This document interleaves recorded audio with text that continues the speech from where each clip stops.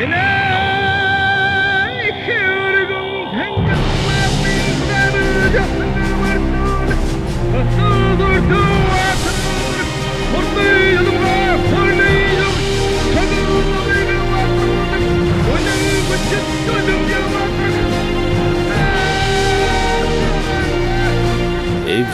гарын үзүүрдэд тэнгэрийн үйл хойлорч дэвсэн хөлийн дор газрын зулай намалзав. Уул өндөлзөж сонсов, ус намс хийж сонсов.